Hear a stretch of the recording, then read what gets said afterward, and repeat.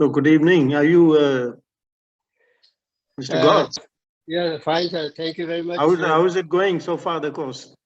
Very good, very encouraging response from the distinguished guest. I can't just imagine that we will get this response. And I'm actually, it has been very enlightening. I mean, the students are so, they're almost excited. They had never had this event like this. I mean, live.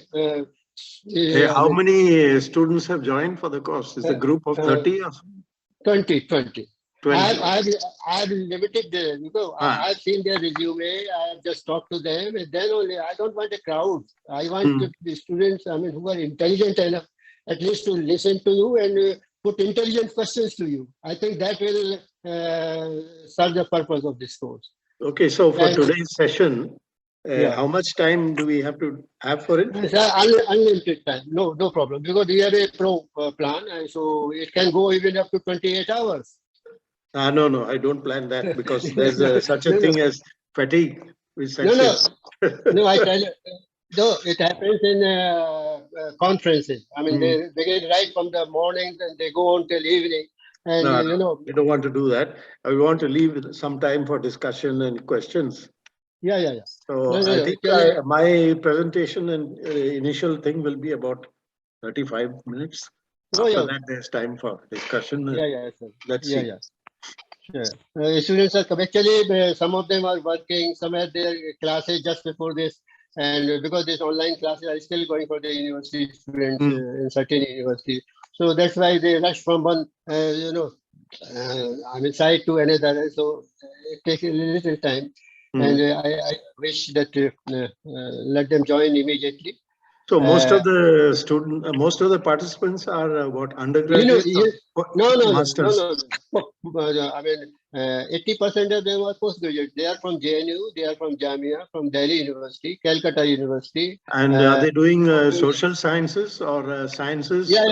Masters. No. Masters in international relations, MA in political science. Okay. And so their objective is to become an academic and working for their doctorate degree or master's degree, either in India they get through or they go abroad.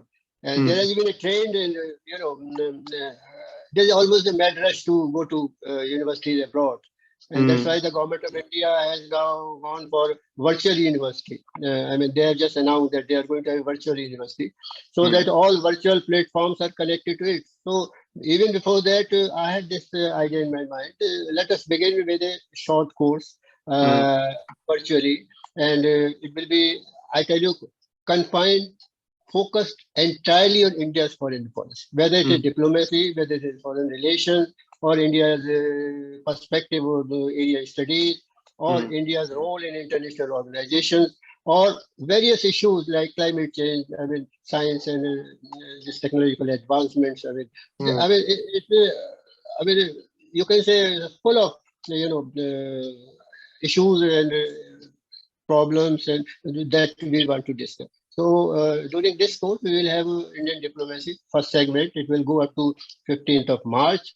And then after that, we will take India's foreign relations area-wise, South Asia, Southeast Asia, East Asia, then West Asia, then European Union, Africa, Latin America. I mean, all countries.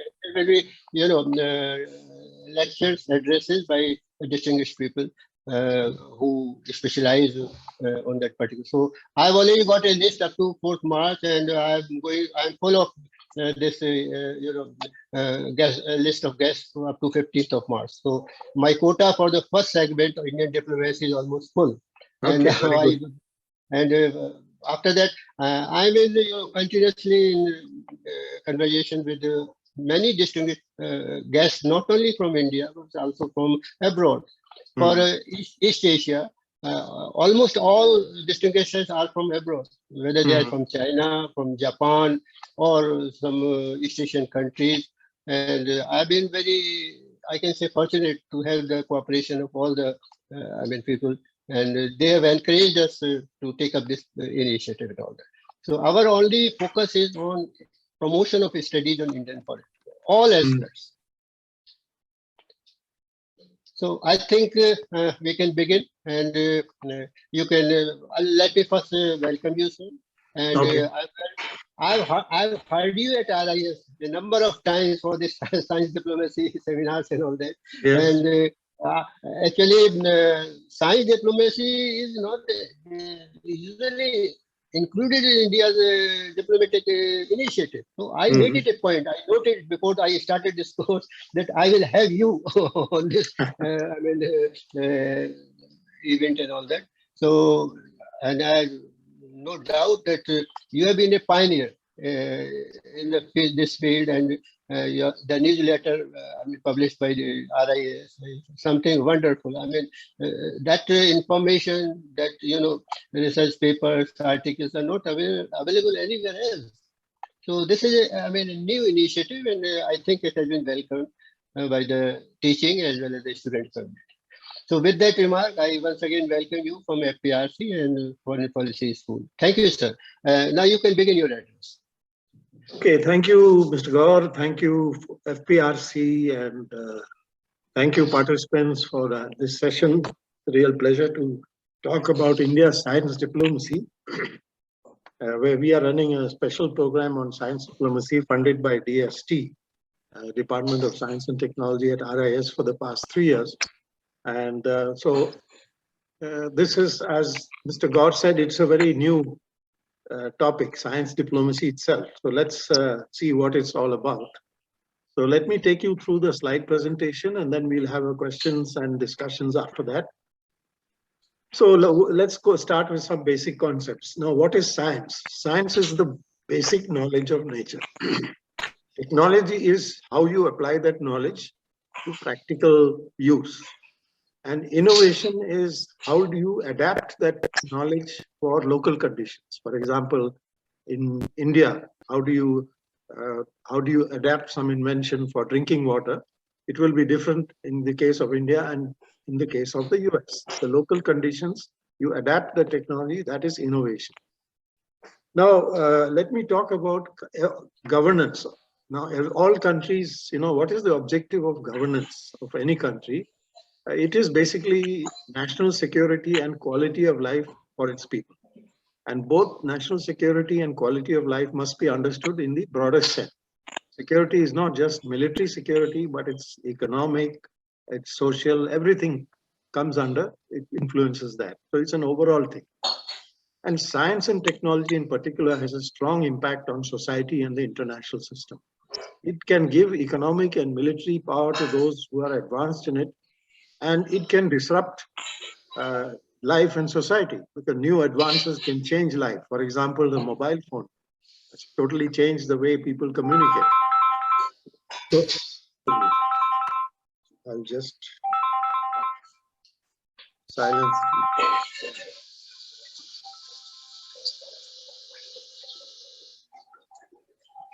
Okay.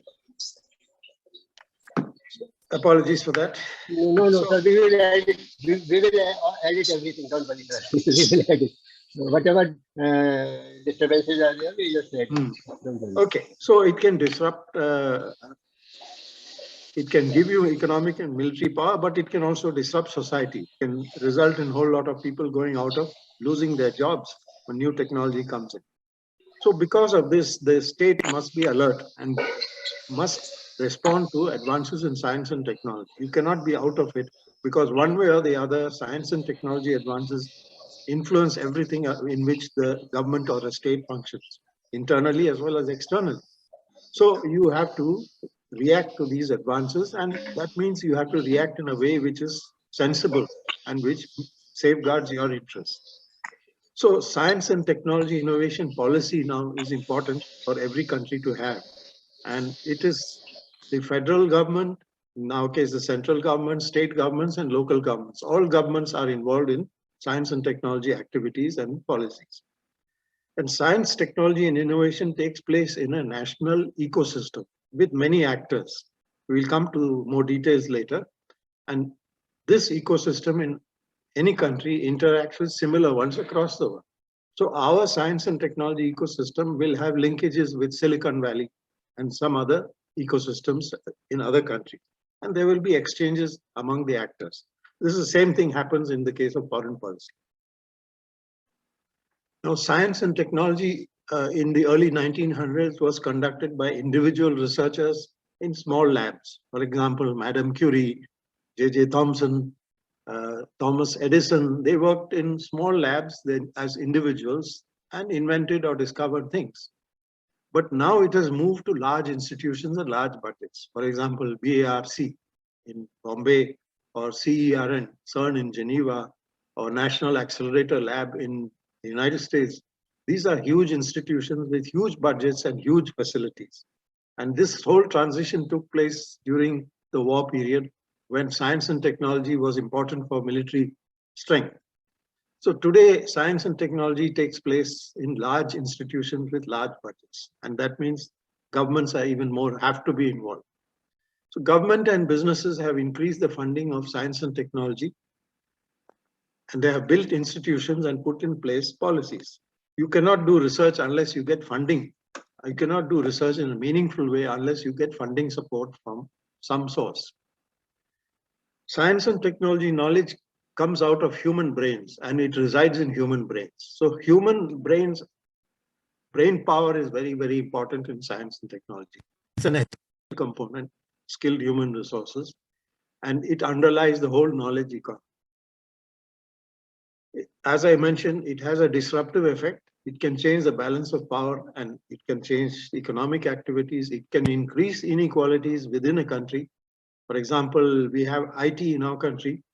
Those who are IT savvy will prosper. Those who feel they can't handle IT, they will lose. So it can cause job displacements and losses. And since science and technology gives you economic and military power, some advanced countries, people who have it, countries which have it, will try to control it and make sure it's not available to other countries who can compete. And this control is exercised through IPR system. That means they will only make available the technology subject to certain conditions of payment or licensing and so on. So this is a legal regime, IPR. And of course, there are informal ways in which technology is restricted. That means you keep information confidential, you do not publish it. And in the case of technology, which is important for nuclear, chemical, or biological weapons, there are technology control and denial regimes, like the MTCR and so on. So these are international arrangements among certain countries to make sure that this technology, which is important for weapons of mass destruction, is not given or is controlled.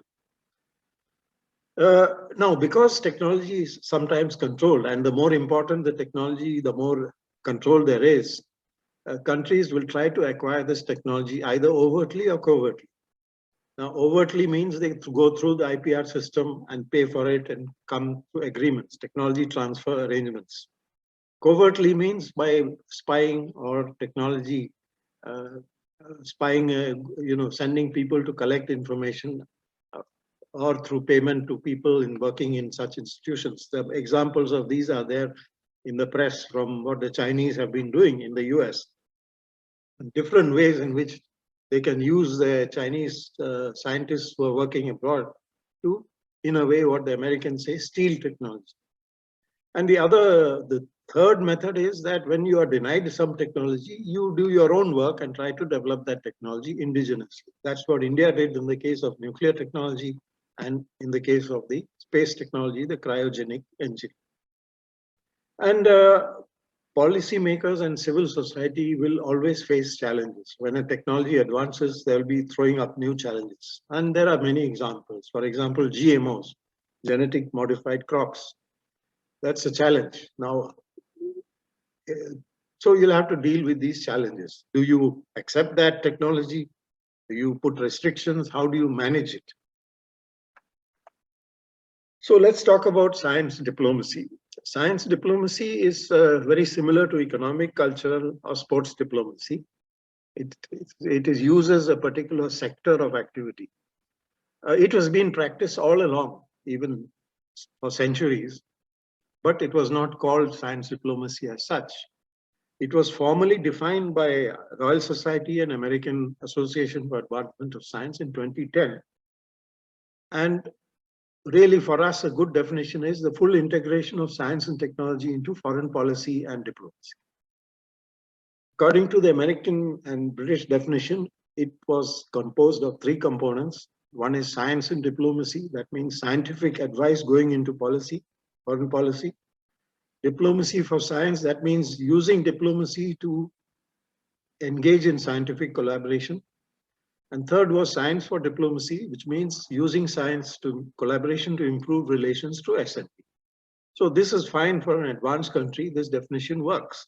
But for a developing country like India, there are two important things which are left out. One is that diplomacy, that is science diplomacy, must actually strengthen your national development, your capacity building, because developing countries, for them, that is a prime requirement to strengthen their national capacity in science and technology. Second is science diplomacy must also make use of the diaspora scientists. Many developing countries have many of their top scientists are working in advanced countries. So these people are an important resource which can help the sending country. The home country can benefit by engaging with the scientific diaspora. In the case of India, the Indian diaspora, science diaspora in the US is formidable. They are doing the top frontiers of research, plus they are also in the area of startups. So for us, the Indian diaspora is a very important resource for improving our science and technology capacity. So these two elements are missing in the Western definition of science diplomacy. So we have coined an alternate definition, means fully integrate science and technology into foreign policy and diplomacy. Now, scholars have looked at other ways of science diplomacy according to the type of work you do, advocacy, promotion, influence, or the scope of application. That means whether the target is developing your own domestic system, or whether the target is developing external bilateral relations, or engaging in global challenges. So there are ways of looking at science diplomacy, and this is more an academic discussion, conceptual. It is more important that we know we use the science diplomacy without worrying too much about how exactly to define it. As I said, for India, science diplomacy is very important for supporting our national development. Now we come to the first aspect, that is science in diplomacy. That means scientific advice into foreign policy. And we see this is very important because there are a lot of international negotiations like weapons of mass destruction controls, which is the NPT, and similar treaties, Chemical Weapons Convention, Biological Weapon Convention, climate change, cybersecurity. So in all these discussions, there is a lot of scientific knowledge which underlies it. So science advice is very important when you engage in these kind of discussions. And in many global challenges, they are trans-border. They affect countries, several countries, or even global, and they require the application of science and technology as well as diplomacy. For example, climate change is a classic example. Environmental pollution and microplastics, again, a classic problem. It is not confined to one country, and it affects all countries. So it's very important that science and technology experts must dialogue and discuss with policymakers in order to respond appropriately to these challenges on the diplomatic arena. Now, advanced countries have long been doing this, and advanced countries have always been proactive in putting things on the agenda of international discussion. For example, they put the idea of cyber convention. President Macron has put something about the One Ocean Summit. So they are all the time launching initiatives in this field, and developing countries are more or less at a reacting stage. So improving, and very often developing country delegations at these conferences, they are not that well informed on the scientific aspect. So they feel hesitant, and they feel in challenging the delegates from the advanced countries who have a better briefing and better scientific knowledge. So improving the scientific capacity of delegations from developing countries is very important. especially when delegations go for climate change and talks on that or on global health issues and so on. You have to be well prepared. It's no longer just the old type of diplomacy. This requires a thorough knowledge of the subject. Policymakers must have a minimum level of scientific knowledge.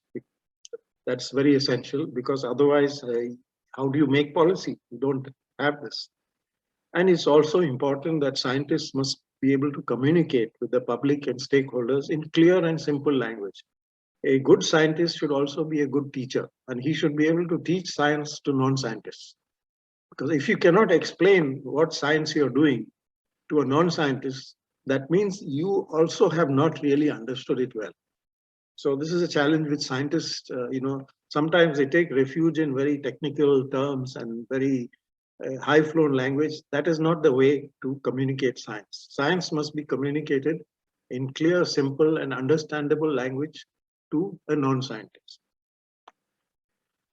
Diplomacy for science, that is the second aspect. There we use external relations in order to strengthen our capacity in science and technology. And we do this by collaborating with advanced countries in science and technology.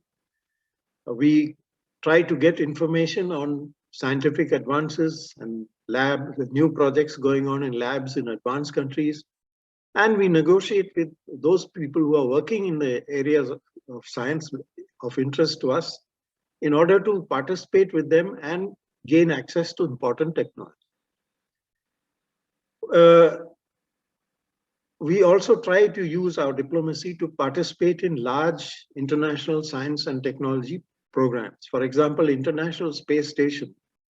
The 7 space agencies have participated in this, but there are like more than 25 to 30 agreements which have to be worked out, covering different activities of the space station, like who will be responsible for what kind of accidents, how will the cost of transportation and supplies be shared. In fact, even things like what will be the law and order, who will police the International Space Station in the unlikely event of any kind of incident. So all kinds of interesting things have to be settled through agreements.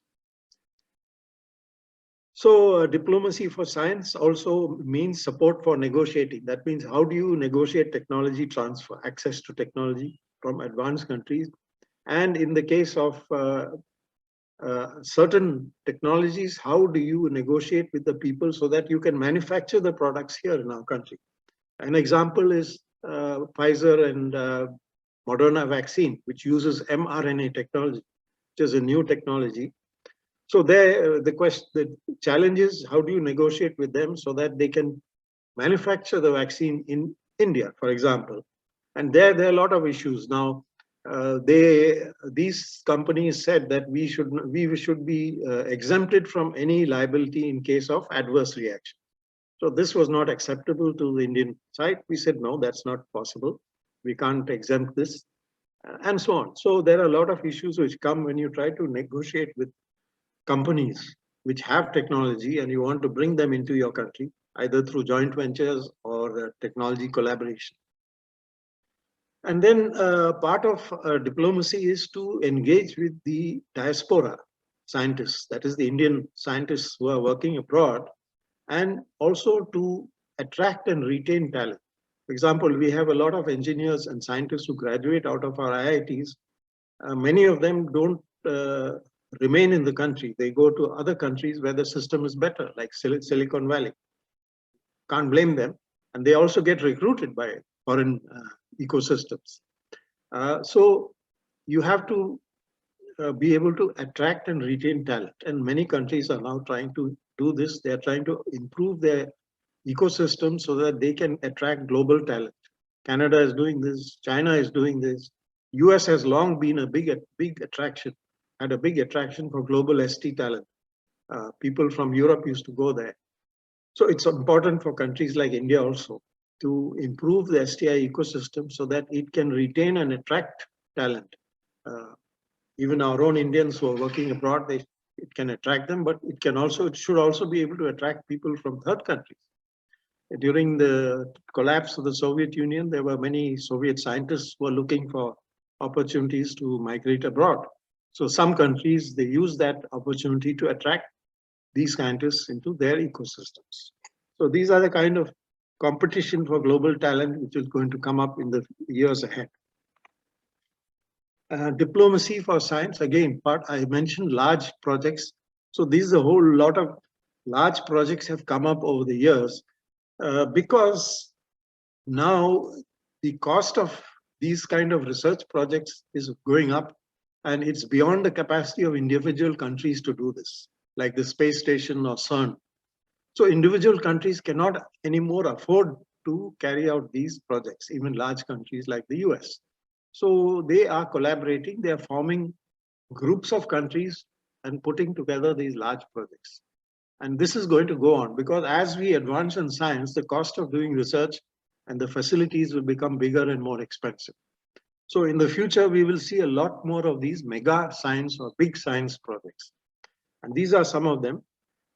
These large projects can be either a single facility like CERN, or they can be a network type like LIGO, or the square kilometer array. So the network type of large projects involves facilities in many countries who share the data and they are linked through a network. So the different types of large science projects are coming. And here the diplomacy plays an important role because for a large science project, first of all, you have to forge a collaboration of countries to convince countries to join it. Then you have to work out negotiate with them the financing, the agreement which will need to be signed for that, like the International Solar Alliance, which India and France pioneered. We did quite a lot of work after we launched it in 2015. We launched with Italy the ICGB in 1983. So India has had some experience in both launching and driving such large projects as well as participating in them. For example, we participate in ITER and in CERN and all the others, and we bring our own equipment. Now, what is the advantage which India offers to these countries? Because the cost of making equipment in India is much lower than in Western countries. So for example, in CERN, we supply some equipment which is made in India if we spend X rupees. But CERN actually credits to India the market value of those equipment there, which could be like 5x rupees equivalent. So, and that money we can use to fund our researchers. So there's a lot of win-win arrangements which is possible in these large projects. And of course, it gives us access to frontier science and technology. Now, let me come to the very important aspect of development. I mentioned that for us, the science and technology, science diplomacy is very important for achieving our development objectives. So it is very critical for developing countries to use science and technology, whether it is for water, whether it's for food, whether it's for health, whatever it is. And here development is to be seen in the wider context. That means including our national security. Now, development is defined internationally by the 17 SDGs, which there are targets to achieve by 2030 in these 17 SDGs. And in order to make available the necessary technology to achieve these SDGs, there is a technology facilitation mechanism which is set up in the UN. Now, this mechanism has actually India has pressed for it because we recognize the importance of technology. Without technology, you will not be able to achieve your development objectives. So this mechanism is basically a kind of transmission belt where technologies can be accessed, which are important for development. Unfortunately, it has not really achieved what it should achieve. It's still only at a kind of pygmy stage. As far as the SDGs is concerned, Niti Aayog is the responsible agency because these goals cut across all ministries and departments of the government. And it is very important to share experiences among the developing countries and things like frugal innovation. Now, what is frugal innovation? Let me give you an example. So in some countries, what has happened is people have actually innovated and made a bicycle ambulance. So this is simply a thela attached to a bicycle where a patient can be made to lie in the stretcher and it is pulled by bicycle. And this has been done because there are many places where you don't have roads and you only have narrow bicycle paths. So this kind of innovation, there are many such innovations which have happened because of the situation in developing countries. And these innovations, they have resulted in much cheaper solutions to problems which people face. And these are things which deserve to be communicated and spread to other countries. So South-South cooperation can be beneficial in achieving development in terms of access to resources, technology, and general business activity. So if we have found a solution for our development problems, we can export it to other countries, both in terms of as a business proposition, as well as a way of gaining goodwill. And also that now another area is access to resources, access not just to natural resources like oil, forestry, agriculture, but even genetic resources. Very important now that we should have access to genetic resources, because we can use the characteristics of life forms and move them across species through genetic engineering. So genetic resources is a very important resource, and this is there in many developing countries. In Africa would have a plant species or an animal species which we don't have. Now, I talked about the science and technology ecosystem, and it's important to think of this ecosystem as a whole. The first layer or the first actor of this ecosystem is the government, and the government science and technology departments at the center. And then similarly, the state governments also have science and technology activities, and in some countries, even cities have got science and technology promotion agencies. They want to attract labs to their cities, and they want to give them facilities. So that is one part of the ecosystem. Then there are research institutions, either which stand on their own or which are present in universities, like teaching institutions. And these can be both in the private and public sector. So there are research entities which are operating. Then there are funding agencies which operate, which provide funds for R&D. These can be from the government, they can be from venture capital fund, they can be from all kinds of sources, philanthropy and so on. Then there is a whole lot of regulatory agencies, and regulatory agencies typically are like the ICMR, which regulates medical research and gives approval for research projects, and so on. Then you have an IPR system, which is the system which gives patents and copyrights, trademarks, and so on. It has to work efficiently. Inventor or a scientist should be able to get a patent issued in a reasonable time at a reasonable cost, because that is how he safeguards his knowledge and then makes it valuable in terms of he monetizes it. Then there are agencies which help in commercializing science and technology. These are incubators or venture capital funds. Now, venture capitalist puts in money in a new research idea, and this is a high risk, high payoff thing. If it succeeds, then he will get 10 times what he invested. But then 9 out of 10 times the venture doesn't succeed. So somehow on the balance, they make a reasonable profit. And then very important, the business environment should facilitate startups and allow researchers or entrepreneurs to use the technology to make startups. So very important. A business community also must be involved because they are the ones who set up businesses and expand them, diversify them. Civil society, they represent the consumers and the social activists. So these people are very important.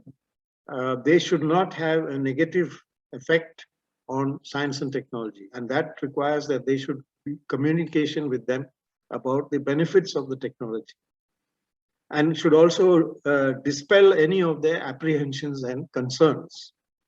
A strong, good ecosystem can attract and retain global talent.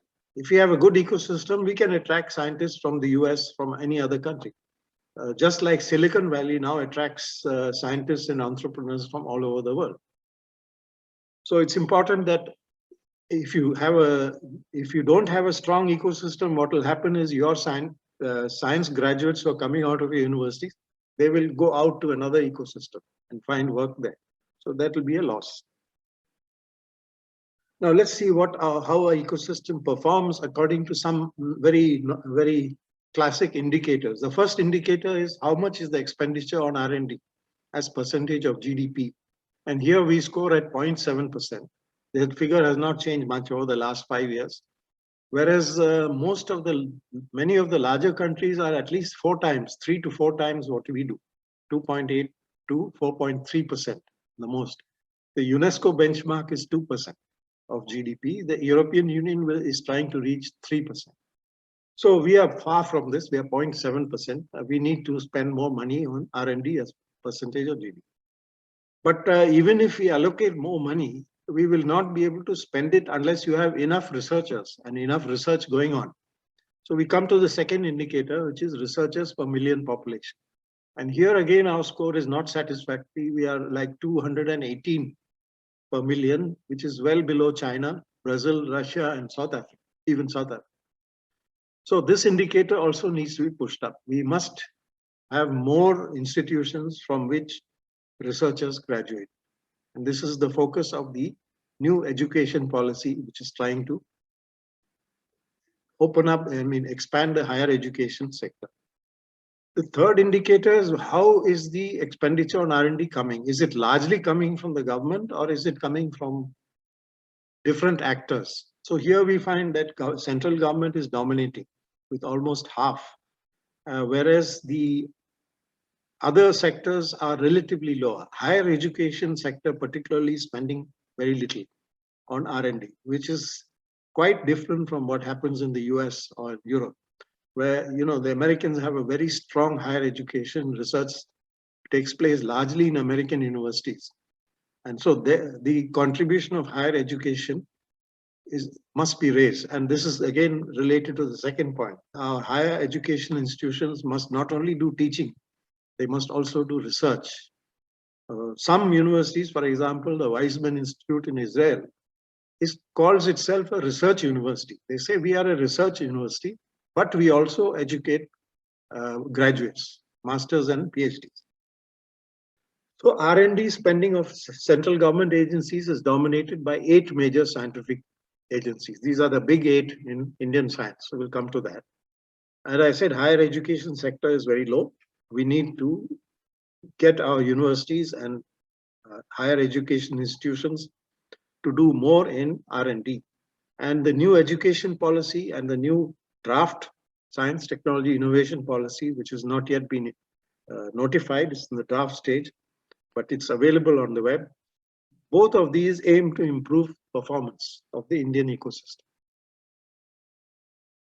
The 8 big science players in the government are the biggest 3. The big 3 are DRDO, Atomic Energy and Space.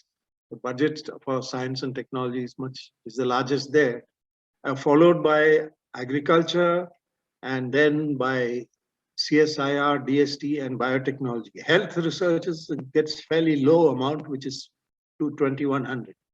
But this is not the whole story. In addition to these ministries, the 8 science ministries as they are called, there are also other ministries which do a lot of science. And these are like the Ministry of Electronics and Information Technology, Ministry of Environment, Ministry of Earth Sciences, Ministry of Renewable Energy. So, and there are Ministry of HRD, which funds the universities. So there are a lot of other players who spend on R&D. The whole clear picture of how much actually you're spending on R&D is a matter which should be researched. Even though the Department of Atomic Energy has 18,000 plus crores, how much of that is spent on research? So, to disentangle all this from our budget figures is not exactly easy. One should do more precise evaluation of how much money is actually being spent by everybody on R&D, and exclude some of the administrative and other overheads, which are really not R&D. No, there are other people involved in R&D, that is the state governments, then the science academy, the institutions under the science academy, and then industry, especially the large corporations, and of course I mentioned the university.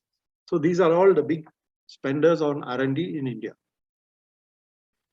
Now, let's look at how our science diplomacy is working as far as external collaboration is concerned. We have a model science and technology cooperation agreement with the DST, which is a simple type of agreement, sharing of costs between the two sides, sharing of IPR benefits, and there are facilitation clauses, joint implementation committee, and so on. And there is a program of cooperation where both sides chalk out specific projects for 2 or 3 years, and they meet them. Now, such agreements we have with 83 countries, but 39 of these are sleeping. They have been signed and nothing has happened. And this is a matter of concern that, look, I mean, you sign an agreement, that means you want to do something, then it doesn't look nice that you have not followed up. And you can see that most of these agreements with 39 countries are for countries which are not the advanced countries. But there is more to this. DAE has agreements with 13 countries, especially after the NSG waiver. Department of Space has agreements with 36 countries. So each of these departments has got its own cooperation agreements. MEITY has also a large number of agreements I have not mentioned here. So there are different ministries of the government of India which are signing with external partners agreements which involve S&T. So it's like the whole picture is very dispersed. There is need for better coordination and exploiting synergy. A foreign partner should not be able to play one ministry off against another. So as far as we are working with other countries, we should work in a unified, coordinated way. And this is very clear in the case of China. DST has no agreement with China. But MEITY and other departments have plenty of agreements with China. So now it looks like the Chinese are picking and choosing which parts of our Indian ecosystem they want to work with. This is not a satisfactory solution. It weakens our science diplomacy. We need to have better coordination. What kind of system do we have for science and technology cooperation? We have 4 science counselors located in USA, Russia, Germany, and Japan. And they are recruited by DST for 3-year terms and posted there. We also have people who are posted in various places from DAE, ISRO, and DRDO. Again, there's a lack of coordination. Each department has got its own overseas network. There's very little coordination. In the rest of the work countries, the cooperation work is handled from India. And it's mostly event-driven. During Prime Minister's visit or President's visit, then something happens. After the visit is over, everything goes to sleep. In most other countries, the work in the field is handled by foreign service officers who normally club it with economic work. The commercial work, science and technology is usually bunched with that, or in some cases, education and cultural work. And what is done in the field is largely left to the ambassador. It depends on him how much interest he takes to push science and technology cooperation. Similarly is the case with the foreign embassies in Delhi. We do not have science attaches in important countries like China, Israel, even UK, and Belgium for the EU, Republic of Korea. So this is something gap which the new science, technology, innovation policy seeks to fill by expanding the network of science attaches. And other countries like USA, France have many more such scientific networks abroad to push their science and technology cooperation. So we need to enhance our science and technology cooperation work at the country level and also coordinate better back home in India. So these are the 2 things we have to do. Science for diplomacy, it is when we use science and technology to bring countries together when they have differences. So US and USSR did that during the Cold War. US and Cuba, they cooperated. The scientists from both sides can cooperate. In the Middle East, we have Sezame project, which involves Arabs and Israel. The scientists working together can build confidence and provide a channel of communication. Also, when you cooperate cross borders to tackle common problems, you can strengthen relations with neighbors. Now, let's look at South Asia. We have a problem with Pakistan. Can we not work with Pakistan on issues like air pollution, which spreads across now whole of the northern subcontinent? Disease control, If you have a disease in one country, it is a threat to the other. Better water management, sharing of energy resources. That is, if you have a shortage of energy in one part of, you can, and surplus other, you can transfer energy. It works for greater efficiencies. There is a lot of potential for building scientific cooperation within South Asia. Even though the political side, there are problems. But, sooner or later, this will happen. I mean, it's a matter of time, because this is a rational thing which will come, because you can't tackle air pollution unless you work together with countries here in Nepal, India, Bhutan, Pakistan, Bangladesh. All of these are affected by air pollution in the winter. Disease control, COVID. We had an outbreak of HIV in Sindh province a few years ago. They were desperately looking for medicines which were available in India, but there were barriers. So what happened? WHO stepped in. The medicines were procured by WHO and supplied to Sindh. So, there are many potential areas, and this is similar to what we try to do in sports diplomacy or cultural diplomacy. We send sports teams, cricket teams across. We have cultural troops going. So scientific collaboration is another way by which you can bridge the differences which are there. And here are more examples of what has been done. Cold War. Now we are talking about the new Cold War with Russia. But after the Cold War, the 1990s, the International Space Station was set up because, it brought Russia and the US in space. When you go out of planet Earth, it doesn't make sense to take our rivalries out into outer space. We are all one humanity there. And CERN, Geneva, again, it was an effort to bridge the Cold War differences. Sesame in Jordan, which involves Israel and Arab states, and so on. So there are many examples where science is being used to bring countries closer together. Now, let me say a few words about the COVID challenge. So we suffered a lot from the COVID, economic disruption, loss of lives. We had a huge oxygen crisis last year. The international response coordinated by WHO has several gaps, and these are now being filled. A new instrument is being drafted to strengthen pandemic response. What type of instrument, what it will contain, it will be a matter which is an ongoing discussion. It may be a treaty, it may not be a treaty. It may cover things like giving powers to inspect, send a team of inspectors whenever there's an outbreak. For example, China did not allow inspectors into Wuhan till 2 months were over. So then this new instrument, there are ideas that anywhere there's an outbreak, it will be mandatory to allow inspectors to come in. There's very strong pressure for that, but it's controversial. Strengthening of WHO funding, because WHO is too much dependent on voluntary funds. And also the international health regulations, which are legally binding, they have to be improved. And India is very actively involved in this effort, both within WHO. We have senior people in WHO. Our chief scientist is from India. Our regional director in Southeast Asia and Delhi is an Indian national. So we were on the executive board. We remain there. In the field of vaccination, India has really secured a name for itself. It has massively vaccinated its people on an unprecedented level and has been able to supply vaccines to many countries. And our portfolio of vaccines is now increasing, with now 6 vaccines being under production and authorized for use. Also, we have stepped up manufacture of other equipment like protective equipment, diagnostic kits, and medicines like HCQ and others. We, together with South Africa, sought a temporary suspension of IPRs on COVID-related products, but Western countries have, including the EU, have not agreed. They're opposing it because they want their pharma companies to continue to make profits. We know that. And we knew that this will not succeed, but we wanted to bring this issue to the table and put it in the face of countries that, look, here is a health emergency of huge proportions. Should you not think should you be blind to this and only protect profits of big companies, or should you do something? So we wanted to confront them with this issue.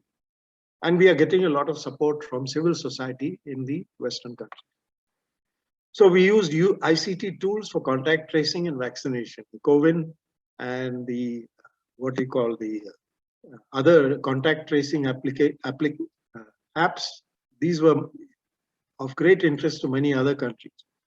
At the same time, the COVID challenge exposed the weaknesses in our public health infrastructure, especially in the rural areas. Now, in our country, health is a state subject. The center plays only a coordinating role. So where the state governments perform well, the health infrastructure is good. For example, in Kerala, and it's robust. It can withstand a pandemic. Where the state government is weak or has neglected health, for example, in some northern states, there you find tragedies happen. So I think the public needs to really wake up and understand that they must hold the state governments accountable for the health infrastructure. You cannot blame the center because under the constitution, it is the state government which is subject of health belongs to the state. Okay, let me come to some sectors where of interest as far as science diplomacy is concerned. Nuclear technology has always been a problem for us because we wanted to have our independent nuclear deterrence and nuclear option. So finally, we got the NSG waiver. We were able to get the embargo lifted, but we will continue to face pressures to join CTBT, FMCT, nuclear weapons ban treaty. All these treaties actually push forward the NPT idea. None of them talk about all the nuclear weapons countries giving up nuclear weapons. But in fact, they are more aimed at making sure that other countries don't go. So this is very discriminatory. Then there are some challenges of Pakistan and China, which have nuclear weapons. In our neighborhood, we have Iran's nuclear policy, which is a problem. And we have 4 countries, including India, which are outside the NPT and have nuclear weapons. And who knows, we may have more. For example, Japan may decide to, it wants its own security. Ukraine, if you hear Putin's speech on 21st February, he mentions that he was worried that there were certain people in Ukraine who were saying that they should go nuclear to protect themselves. Now, after this crisis, when a big country attacks a small country, many small countries would begin to think, how can we ensure our security? And if you have nuclear weapons, then you get a certain degree of security against kind of thing like this. So this situation can really, result in more countries rethinking their whole nuclear weapons. Getting out of the NPT is not a problem. If you give 30 days notice, you're out of the NPT. Then you can go ahead. Okay, we have ambitious civil nuclear program with both natural uranium reactors as well as enriched uranium imported reactors. And we are developing a fast breeder program using thorium. So India has a big role in nuclear energy, and we will be involved in all aspects of nuclear energy at the global level discussions. So we are a big player, reasonably big player here. Climate change and energy. Yeah, because of its size and population, climate change solution is not possible without India. India has to be part of the solution. The challenge is we have to reduce global warming to 1.5 degree limit. And this requires reduction of greenhouse gas emissions. While at the same time, you want to pursue your economic development. So the only way is to find a way to develop your economy with lowest possible greenhouse gas emissions. So this requires technology and finance. And on both these counts, the advanced countries have been parsimonious. They have not been willing to engage in seriously meeting the obligations on both finance and technology for combating climate. So anyway, we continue to do this because for us, it makes sense to go for renewable energy and reduce consumption of fossil fuels because we have to import oil and gas. So if we use renewable energy, it reduces our import burden. So for us, it's a good idea to go with renewable energy as far as possible. Another initiative, the ICGB, which is set up and has got a headquarters in Delhi, as well as in Trieste and Cape Town. This idea was to enable developing countries to access these genetic engineering technology. And now it's even more important because mRNA technology has emerged as a very important breakthrough. Using mRNA technology, you can engineer cells both in the body as well as outside to produce all kinds of medicines and proteins. And this is a huge development. First application was there in vaccines, but the potential is vast. So this is another type of, so, the importance of having a facility which enables researchers from developing countries to acquire this knowledge is very important. So we hope that the ICGB will get more support in the future. There is a problem with the Biological Weapons Convention because, the coronavirus has shown that a tiny virus can bring a huge country like the US to its knees. And this message is probably not lost as far as terrorist groups are concerned. They must have realized that here is a way where the strongest country can be totally, brought to its knees. And the cost of engineering a pathogen and inserting dangerous characteristics into it is not high. You can do it in a small, reasonably sized lab. And today, the kind of controls we have on this technology are very loose. When the Biological Weapons Convention was negotiated long back, Sweden proposed that it should have, like the NPT, it should have a verification provision regime. The United States strongly opposed this, saying that, look, this will infringe on their companies' technology knowledge and will cause companies which have the technology, they will be subject to inspections and this and that. So they struck down the whole verification part.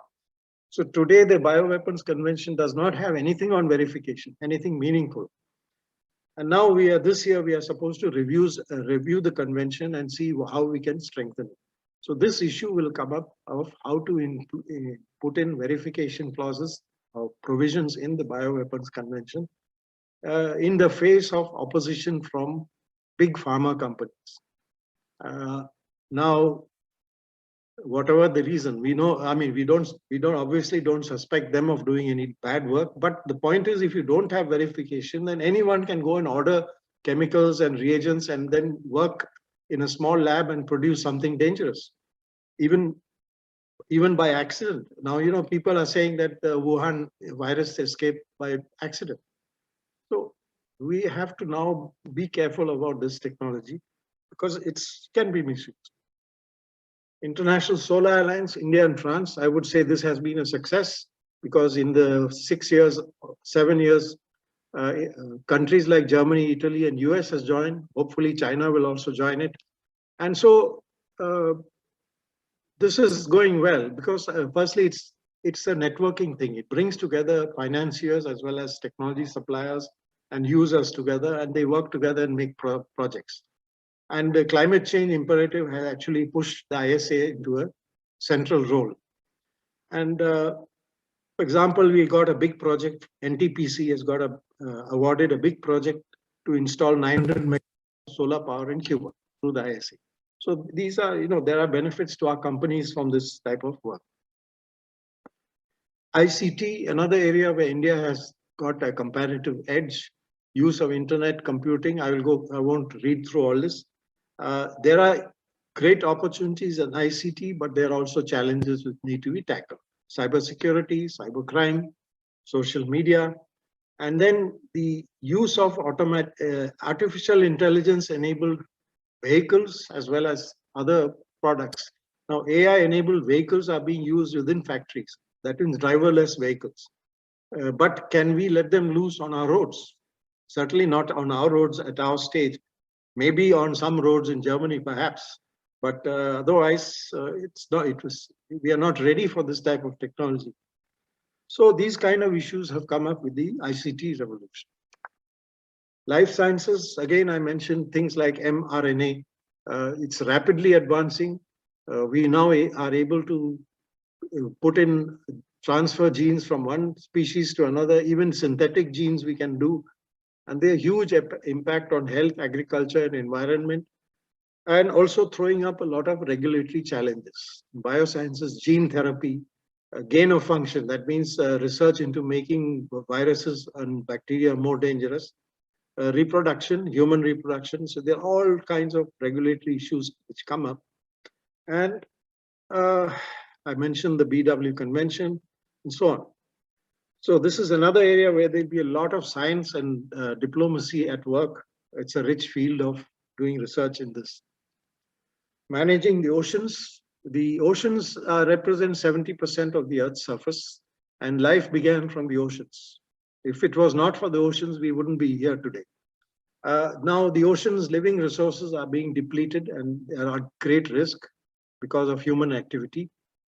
And there are disputes and conflicts over sovereignty, which is the South China Sea, the Arctic, and also about who has the rights to the mineral resources in the seabed.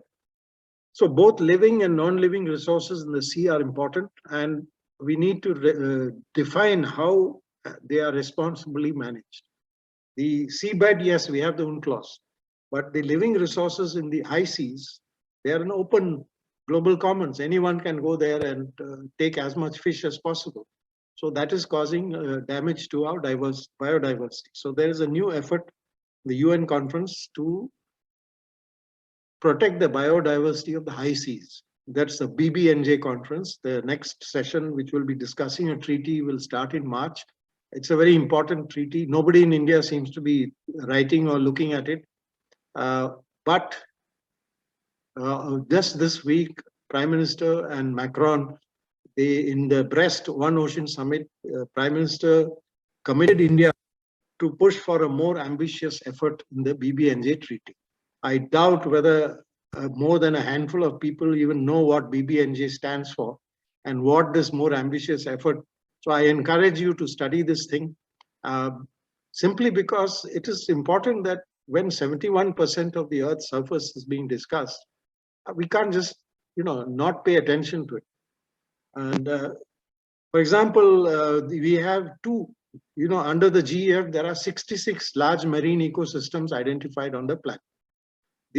Out of these, 2 are of immediate interest to us, the Arabian Sea and the Bay of Bengal. Both of these are at high risk in biodiversity, and millions of people depend on these for their livelihood.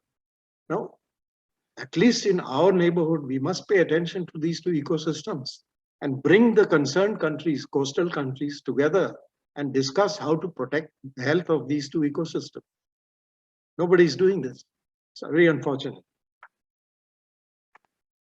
Space challenges.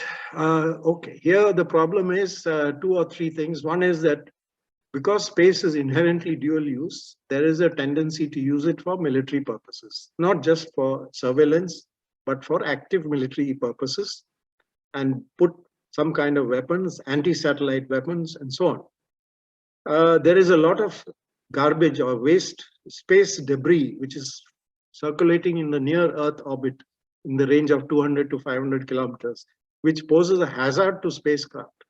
So any day we can have a situation where a human space flight gets damaged because of collision with debris, and then their life, things can happen. Issue of mineral rights, because now US and few other countries are thinking in terms of permanent habitats in the moon and eventually on Mars. And they have found water on both Moon and Mars, and with water available, you can have permanent sustainable habitat. So who will have the rights there? There is outer space treaties which say that this is the common heritage of mankind, but it's still not. It can be challenged. The new hypersonic weapons, they fly in the space of 30 to 100 kilometers above the surface. That is an area where the sovereignty is not defined. Below 30 kilometers is considered as airspace. So every country has the airspace rights. And over 200 kilometers is outer space. But between 30 and 200 kilometers, where these hypersonic objects fly, will it be part of airspace or will it be part of open outer space? And what kind of regime will apply is still not sure. And I won't go much into this. There are many issues involved technology and diplomacy. So now I come to important subject of the diaspora. The Indian diaspora working in science diaspora is very important. All parts of India's ecosystem must try to engage with them and try to work with them and bring them in. We must have flexible policies, simplify processes, and remove bureaucratic delays. And institutions can provide opportunities for diaspora scientists to come under different modes, short-term work, visiting scientists, etc. Universities and higher education institutions should use their alumni connections because many of the alumni are settled abroad. Government has launched various initiatives like CSIR Prabhas and then fellowships to help bring foreign scientists to work in India for short or long periods of time. And the NEP 2020 will provide more opportunities for this to happen. So I have come to the end of this, that we have reactive as the developing countries. The advanced countries have taken the initiative on science diplomacy. Now we have to recapture this ground and bring our concerns to the forefront. And we will continue to face challenges in diplomacy and public policy from science and technology advances. And science and technology can be a powerful tool for development and achieving the SDGs. And our diplomacy has to focus on this also. So I will stop here and look forward to your questions, comments, and reactions. So back to you.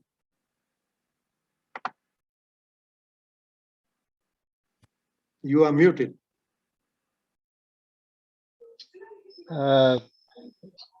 We have been listening to you like a student, including myself, and you have left no related area connected to science and technology diplomacy. Very comprehensive coverage of all the issues, the challenges that we are going to face in near future. They were very well discussed and in a very simple, I think, language and simple manner. I mean, point by point. And with this, some issues that come to our mind, some questions that come to our mind, I would like to share with you. And the first thing is that something which we are also doing is to educate the people at large and the generation next, which is in the universities these days. There is a need to create awareness about the studies on science and technology. Besides professional research or the courses in universities and all that. And we should also think of educating our, as you have suggested, the policymaker. Is there any program, is there any plan to educate the policymakers themselves? I mean, has RIS any program to whether to educate the policymakers first? I mean, the process starts from there. Unless the policymakers are able to understand what the issues are, I mean, in general terms, I think we cannot expect much fair results so far the planning and execution of diplomatic initiative is concerned.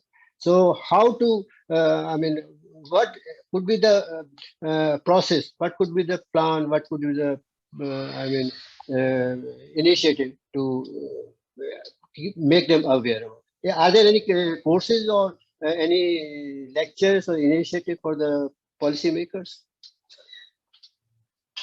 Okay, I think yes, you've hit an important point. I think at least in the universities, there should be some sensitization of the entire student community about science and technology issues, not just those who are doing science or engineering. That they will do their technical aspect, but the social and the societal impact of science and technology needs to be brought to the attention of people working, students studying in all disciplines.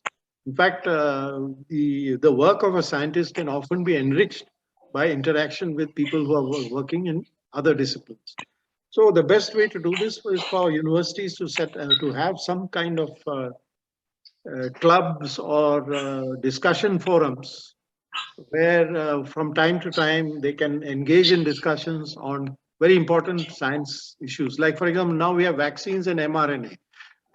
People don't understand what is the implications of mRNA technology. In fact, even in the US, the person who worked on mRNA technology, she almost lost her job in the university because people thought that you're working on a stupid idea.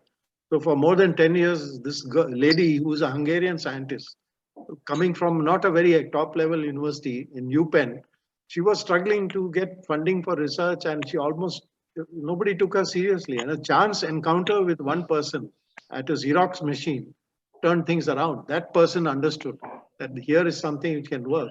And from then on, today, that technology has led to Pfizer and Moderna. And this lady may potentially get a Nobel because of this. So things can happen. I think we need to have some forum where the student community in general can be exposed to this. As far as policymakers, very important. RIS did have some program with the Lok Sabha Secretariat some time back, because RIS works on a lot of things like international trade, development issues, employment, a whole lot of issues. Science diplomacy is one part of it. So we had a kind of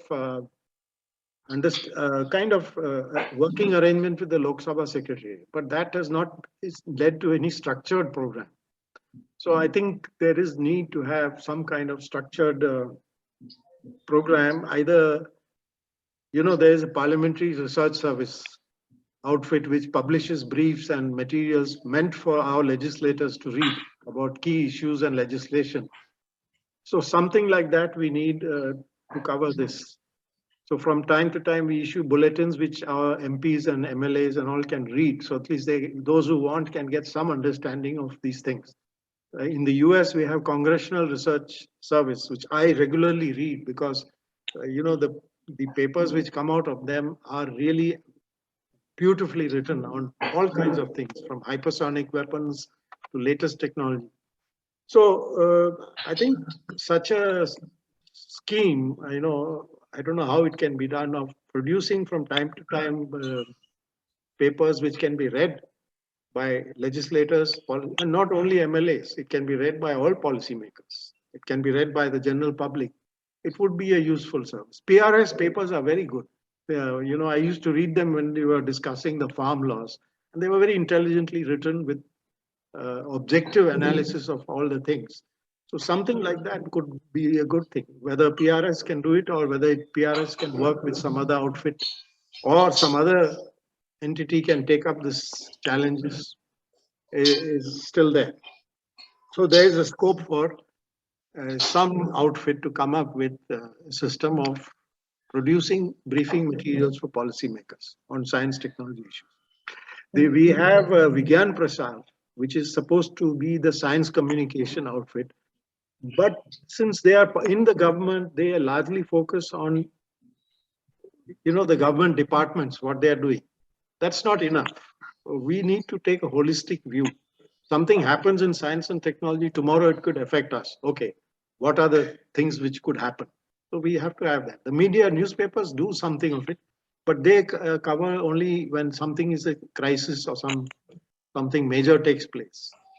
So you're right. I think you pinpointed an important gap. Sir, your RIS newsletter on science diplomacy is something wonderful. I have subscribed to it, and whenever it comes out, a lot of valuable information. Because I'm not a scientist, I have never been a science student, but I can learn many things which I have never learned before. Yeah. So there is a need to educate the people about science and technology issues and all that. And I think that your newsletter is doing a good job and good service.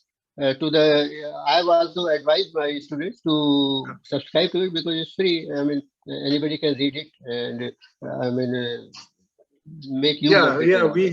We have two types of regular publications. One is a journal, which is a quarterly journal, which is more like a professional journal on science diplomacy. And then we have this fortnightly e-newsletter, which it's also on our website. You can always look up any past issue on that.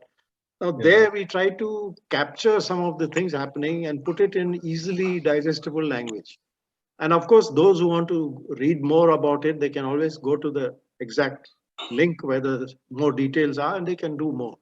And it's very important because, for example, a scientist who's working in atmospheric physics, he may not know about what's happening in another discipline, like nanosciences, or somebody working in healthcare, health industry. He, for him, if he gets to know that something has happened in nanosciences, which can be used in health. So there is a cross-fertilization among the scientific community also, which is very important. Otherwise, the scientists, they tend to work in silos. Each one goes in deep into his own narrow field, but he does not expose to what's happening elsewhere. Now, really, some of the things happening in other fields can have implications here, and you can actually develop your new research ideas on that. So this is also important, both among scientists as well as across from scientists, between scientific community and non-scientific. Both are important. Sir, there's one more issue that has come to my mind after hearing you. It's about startups to encourage research and studies related to matters of science and technology. I mean, what is the scope for raising these startups in India?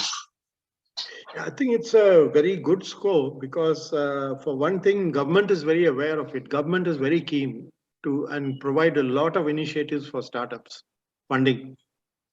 So a good idea. I think now young people have many more avenues to work on it through a startup. The problem is when a startup is done, then you want to scale it up. So there is a problem because there are still too many regulations and paperwork, all that connected with doing a business in India.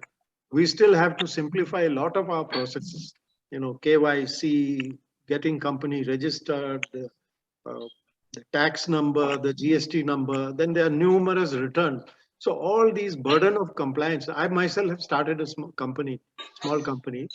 So I know that in the beginning, when you are confronted with company affairs wants all kinds of requirements, tax department wants, GST wants, all this you have to keep track of. And if you don't comply within the limit deadline, they send you a notice.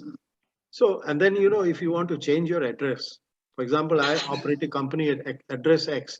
If I'm decide that I want to shift my office, say to Noida, which is where I get a cheaper place, shifting it from Delhi to Noida is a nightmare. These things have to be made simple. So the process, startups are okay, but there must be a good way of moving from startup to scale up. That's very critical. Otherwise, what will happen is the startup will there and then the person will not be able to grow his business. He needs capital, he needs support, and above all, he needs to be rid of all this burden of compliances which are there. See, we don't have to suspect everybody of cheating. In order to do that, you put a host of rules and regulations just because one or two people may be cheating. And the result is that everybody who's honest faces the burden. Sir, can't they have a single window clearance for startups? Exactly, yes. Now, if you have a PAN number, why should you have any other numbers? Or let's see, why should you have a KYC, all this? You have a PAN number and your PAN number is given after due verification. So why should you have another KYC? If you are investing in the stock market, another KYC. I mean, and the KYC is a nuisance, frankly. I mean, it is not even done online. You have paper forms. Now, when you go to a bank and you see what are you doing with the KYC forms, they are lying in a pile there. So some of these procedures are meaningless. I mean, they're just not effective. And all these procedures must be made with the user at the center, not the administrator. See, every department makes the process for his convenience. Nobody makes the process for the user. Now, Prime Minister is very well aware of it. A lot of the initiatives he is taking are to get rid of all these unnecessary processes and to tell the ministries that stop, clean up, go paperless, go electronic, remove all unnecessary things. So this is let's hope this can this can take off. Sir, another issue to which you have referred in your lecture is about the cooperation of Indian diaspora scientists. What has been the response? Of course, the government has been trying to do its best to have this cooperation from diaspora scientists and in all of the other parts of life. What has been the response so far? Are you satisfied with that response? No, I think the response has been very good overall. In no matter which country you go, whether it's US, Canada, Australia, Japan, our Indian scientists and technologists and entrepreneurs are very keen to work in India because they know India well. They know India is a big market, has a lot of potential opportunities. We have a lot of young people who are well educated. They can be used, especially in IT sector, but other sectors also. So they're all aware of that. The the problem is that how easy is it to do things? Now, we should not think only of getting a scientist to leave his job and come and settle in India. Why should we think only of that? He can come here during his visits to his family in India and deliver guest lectures at some university. He can collaborate online with research institution in India on a joint project. He can come for one semester and give a course to students here. See, and or he can see the model of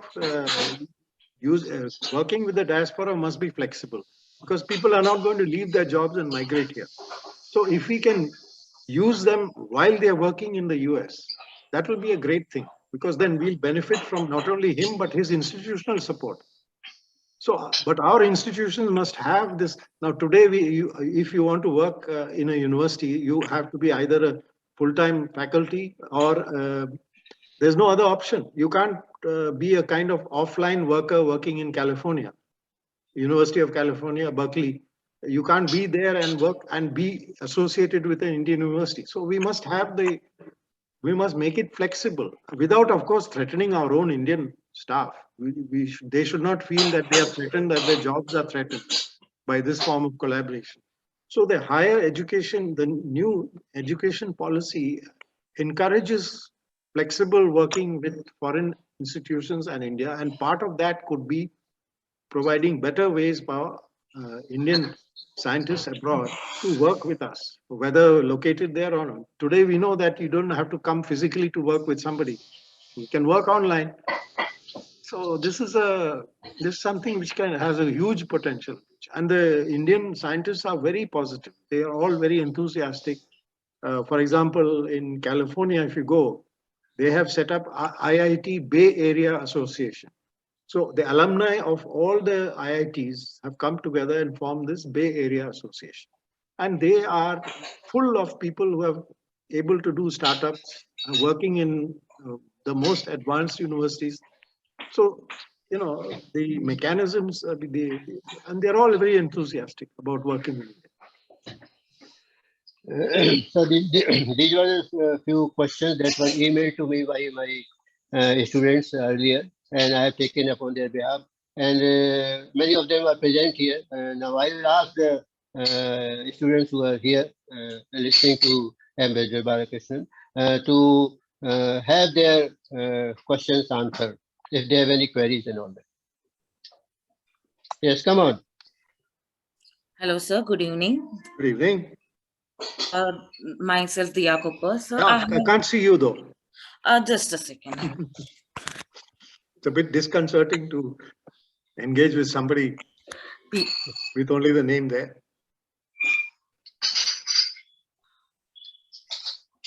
Am I visible? Oh yes. Now you're visible. Good. Sir, I have one general kind of question. No. You introduce yourself first. Oh yeah, I kind of forgot. Hi, hello, sir. This is Diya Cooper. I am studying BA in International Relations from Amity University. So my question regarding science diplomacy is quite general. Many of us students are very good in science and their field and their backgrounds in science stuff, not any particular field, but we are also good in public policy, diplomacy. That's why maybe many of us are here. So the question is, if we fully focus on scientific aspect and our field, we cannot get into government very easily. So, is there any kind of how to put it? Is there any kind of way to directly get hired in administrative process on the basis of a skills as like in a science or cybersecurity in that manner, sir? Thank you. Yeah, actually you can, because science diplomacy is an outgrowth of science policy. So science policy is a subject which is DST is giving a lot of importance. Every year they take interns. Not interns, they give fellowships. So one of our young team members got selected and has joined the DST as a science policy fellow. So every year there are opportunities to join as science policy fellow. Now there may be some requirements, like you may have to have a PhD degree or a master's degree or something. But there are opportunities to work in the government through this fellowship program, science policy fellowships. And you know, people who have qualifications, social sciences, they have also been there. My team members, most of them are not scientists. They are from social science background, things like history of science or economics and so on. So in any case, I think we should never think in terms of living in a silo our whole career. Whatever field you do your degree in, that's not the end of knowledge. You should widen your horizon to cover whatever is interests you. For example, you may be studying economics, but if you find something interesting in mathematics or in astronomy, by all means pursue it. Similarly, if you're studying science, physics or chemistry, if you find something in sociology of interest, you should pursue it. So because it only improves your thinking. But the sir, in many field, not just government, anywhere outside, the thing is, the minimum eligibility criteria comes to degree or the certifications.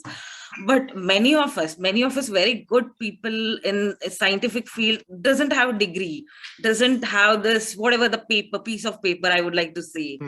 For them, how our government can carve the way, how we can get into the government, because we don't have anything to prove, but we have the main thing, that is skill, the talent, and how we can get into it. You have to have a basic degree from somewhere, university degree.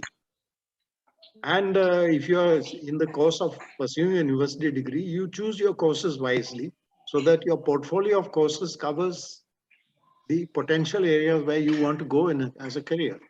So armed with a degree, then the additional certification of skills can be achieved by various ways, by writing papers, writing articles, participating in conferences, seminars. You can build up your credentials on that score. And as far as the government is concerned, now today I read Ministry of Skill Development wants to encourage internships. They have asked all ministries to, to sort of submit the requirements of internships. And I believe from what I read, the interns will be getting 15,000 a month as a kind of token remuneration. But it means the government wants to give young people the opportunity to work within the government. I think it's an excellent idea. I mean, if I was still in service, I would welcome the idea of having young interns working for 3-4 months in the summer. It only increases your outreach. And for us in the Foreign Service, there's a problem because many young people don't want to join the Foreign Service. They prefer the IAS or the police for whatever reason. So we are facing a problem of attracting people to join the Foreign Service. Sir, you have raised a very pertinent question. When I admit the students for internship or for this course and all, I always have a Zoom interview with them for about 30 minutes. And I ask them, what do you aspire to be?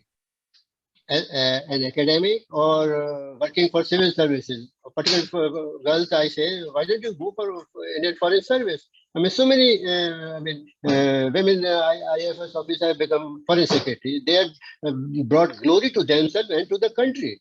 But I don't know what is the craze for this being an academic. That is a long process. I mean, it takes about 10 years to be an accomplished academic. I mean, you first have to do PG, then you have to do MPhil or PhD, and then you have to establish. And it takes about 10 years. I mean, it's a very particularly very difficult for an average Indian student to pursue education for 10 years without any help or without any fellowship and all that. These are the practical difficulties. So you have put rightly that first you earn a basic degree and then the government can come to you for your assistance in achieving your goals. Yes, next question. Yes, sir. Good morning. Please, Yashvi, go ahead, please. Yeah, go ahead. Yeah. Yeah. Okay. Good evening. Good evening, sir. My name is Yashvi, and I'm a final year BA student from St. Xavier's College, Mumbai. So my question to you is that you spoke about a very important issue that with respect to climate change, that how countries, especially in South Asia, need to cooperate more and more. But somewhere, don't you see that the scientific community, especially of the South Asian countries, hasn't been successful enough to cooperate, given the fact that the issues that we face today, especially climate change being one of the major issues, has a similar impact on all the developing countries. The developed countries are just moving their hands off, and they're not ready to take on the responsibility to reduce their carbon emissions. So don't you think in this case, India should actually negotiate and cooperate, and especially the scientific community of South Asian countries should work together to have a solution for the same? Yeah, actually, in terms of creating the problem, India and the South Asian countries are not the ones. Our per capita emissions are far lower. So, and climate change is a global problem. The solution has to be found by the large emitting countries, and with especially those with large per capita emissions. So that I would say that almost all the South Asian countries, they would have a common position in the climate change discussions on climate change. So we work together with them. There's no difference. But yes, there is a large potential for cooperation which has not been fulfilled in areas like health, in areas like environmental pollution, and in areas like clean energy. So there, I think now it is not easy to organize a meeting of scientists who come from Pakistan or other countries because a lot of permissions are required, either in Pakistan or India. But to have online meetings, there's no requirement. So today, our scientists from India, Pakistan, Sri Lanka can interact online and meet. In the earlier days, we could only interact when we were abroad in some other country, third country. But today it's possible online. So, and we have an Indian National Young Academy of young scientists. It's part of the Indian National Science Academy. There's a youth academy. So they are very much interested. They've had conference of South Asian members of the Global Youth Academy, and we have discussed with them about this potential together in South Asia. So in our journal, we have one paper coming out, which is in collaboration with somebody from Sri Lanka on management of water resources. So I think slowly we will. The online mode of working is very good because then the requirement of visa is not there. You can just communicate and interact with anybody. Yes, next question, please. Next question. Hello. Good evening, sir. Good evening, sir. My name is Akriti Verma, and I am a final year student of Masters in International Relations. So I have a question that science, as we know that science and technology is linked with everything in today. So I just wanted to know that it is also we see it is linked with a war system in several ways. So my question is that can science and technology be regarded as just a servant or a helper or a dominant factor in this war system in general? Yeah, well, science and technology always has two aspects: a benign aspect where you use it for good, Yes, sir. for improving human life, and then you have a malign aspect where you use it to create more and powerful weapons. A classic example is nuclear energy, where on the one hand you can use it for medicine, agriculture, all that, and the other side you can use it for these weapons. So, I mean, it is really, it depends on human nature, basically, and the nature of society. If you have society where leadership is of a certain type, which is bent on military strength, building up military strength, and sort of taking control of its neighbors, then that kind of thing, there will be always the danger that science and technology will be used for the malign.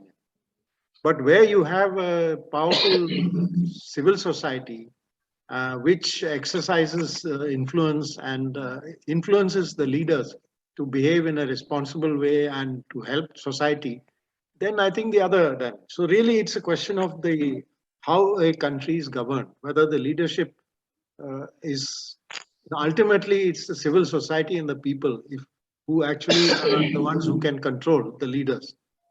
Even in the most autocratic countries, like today, there are reports of mass demonstrations in St. Petersburg and other Russian cities against the military operation in Ukraine. So, even with all this filtering and control over media, the news is coming out of thousands of people demonstrating in Russia against this. So, and there's a strong anti-nuclear movement against nuclear weapons. That was started by scientists. It was supported by civil society, and today the movement against nuclear weapons has become strong enough to force a treaty in the UN. There's a treaty prohibiting nuclear weapons, which was signed in 2017. It has entered into force. Now, that treaty says that we should eliminate all nuclear weapons. Now, obviously, 50 countries haven't joined that treaty, including India and all the others who have nuclear weapons. Now, civil society can pressurize these countries to join the treaty. So I think the ultimate scientists can also influence how technology is used for good or bad. Like for example, Einstein, when the atomic bomb was made, and Oppenheimer, who was a scientist with the Manhattan Project, when he saw the first test in New Mexico, he thought of this verse from the Gita, that I am death, destroyer of all. And also that if there were 1,000 suns in the sky, that would not compare with your glory. So, and then many of the scientists who developed these technologies, they turned against military use. So yeah, I think no scientist would like to have his technology used to kill people. Nobody. That's Yeah, Thank you, next sir. question. Thank you, sir. Good evening, Next sir. question. This is Akhilesh Dwivedi, a doctoral student of Defense and Strategy Studies from Kanpur University. So, being a scholar and my field is like I'm working on science and technology. So, I got a question like, can we develop or can we expect developing a program for constructing an anti-war science? an War science. To make it clear. Anti-war what? Science, sir, science. The science of anti-war. Yes, sir. Now, that is also belongs to the realm of social sciences. The technology, as I mentioned, can be used for warlike purposes. So yes, I think it's, when you come to ethics and moral responsibility, those are really for all people to, it affects everybody, not only scientists. Scientists should also have a sense of ethics and moral responsibility, like any other person. So I think you have to work in that domain of ethics and moral responsibility. And there you have to deal not only with technology, but with things like distribution of food, distribution of shelter. What do you spend money on? Access to medicines. So, for example, you discover a vaccine, but then people can't afford it, or people don't have access to it.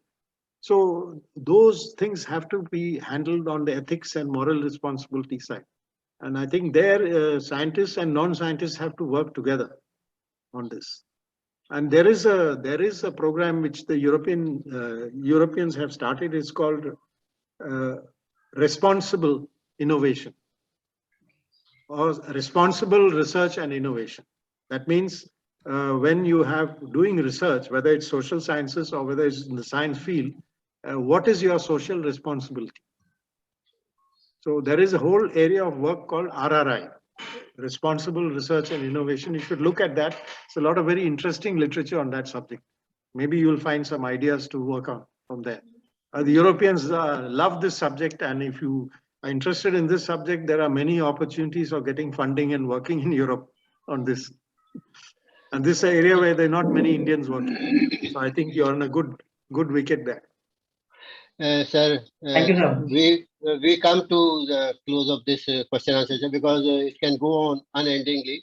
And sir, I would like to thank you for such an exhaustive address on a subject which is in the realm of educating the people, the students particularly, and we have benefited a lot. And I ask the students if they have any questions, they can email to me, and I will forward it to the our distinguished guest today. Sir, thank you very much. We hope to have you later at some stage if there an opportunity to hear you, and we hope that you will not be disappointed. Thank you very much. Now Thank you, and my best wishes to the foreign policy, virtual foreign policy school. I think it's a new initiative, and I think it'll do a good job. Thank you. And I tell you, sir, this is the beginning of a master's course in Indian foreign policy alone. I mean, all aspects of why should we study US foreign policy? Why should we not study our own country's foreign policy? Indians have, almost a right and a privilege. I mean, they have an obligation to study their own countries. We understand our problems, and we should try to find out our solutions and how our government should work. And so I thought of this course of this virtual foreign policy school. Now the government has itself declared that they are going to have a virtual university. So long before that, I had this thing in mind, and I'm happy that the virtual university is going to come, and we are going to affiliate it for a master's course, full-fledged master's course, 2-year, 4-semester course. So thank you very much, sir. We shall always be thankful to you. Thank you, sir. Thank you, sir. Thank you, sir.